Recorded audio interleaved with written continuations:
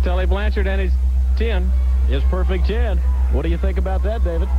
She arrived on a Learjet. That's right. And she's in town. Hey, there's the assassin number 1. Hey, got a pretty good part. Tully Blanchard's going to be with us later on in the program. Oh, my goodness. And I hope he has her with him. I hope so also. I'd like to see her in person. Okay. I'd like to talk to her and find out more about her. All right. Assassin number 1 is in there, and Steve Casey against Jeff Swords and Ben Alexander. You know, David, this is going to be an interesting team, this team of the Assassin number 1 and Steve Casey, because two men who have different styles and may complement each other quite well. All right. I've sent word back here. We're going to find out how Dick Slater is. Okay. Yeah, that's one thing. Pile driver. I know it's on the mind of everybody. Nut. You know that. Oh, yeah. He's a nut. I mean, you know, I know it's on the mind of everybody right now. How is Dick Slater? He was ambushed by 3 men in the ring.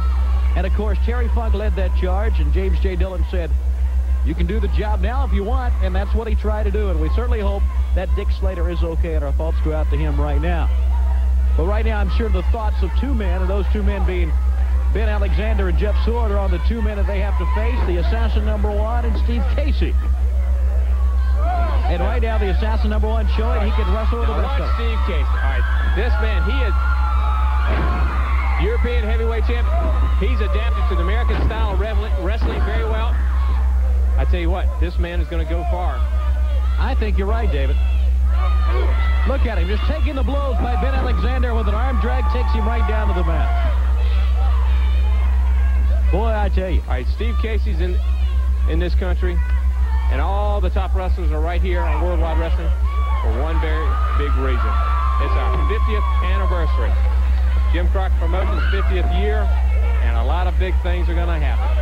And one of the things you're going to hear about in the near future is Lord of the Rings. The Lord of the Rings, one of the biggest events in professional wrestling, and you'll hear more about Lord of the Rings as, of course, 1985 progresses. So keep it right here with us. I want to also tell the fans that during the kickoff celebration that one Magnum teammate won himself $50,000, winning a battle royal in Greensboro, North Carolina, and it was a great win for him. That's right, and that's just the beginning, because this is going to be some year.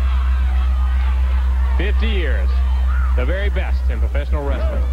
Tell you what now, Steve Casey being double-teamed, and Ben Alexander and Jeff Sword working pretty good with each other.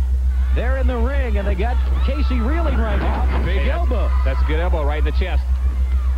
Sword should have just gone down on him, keep him down on that mat. That's why Casey switched on him. Good hip toss. Got to stay on the offensive against Casey and the Assassin. And Casey turned it right around, and now here comes Ben Alexander. All right, that was a mistake on Casey's part in that he should have tagged out. Alexander came in and caught him right in the midsection. He missed that one, David. And now he's up. It may be the airplane spin, David. That's right, he got him up. He's taking off. He's winding up. Here he goes. In for the airplane spin. Oh, what a move. We've seen it so many times. That's going to be it. Steve Casey teams up with the Assassin number 1 to defeat Jeff Sword and Ben Alexander. What a match. You see here the airplane spin. Steve Casey and the Assassin number 1, the winners. And now we'll go to David Crockett as he talks.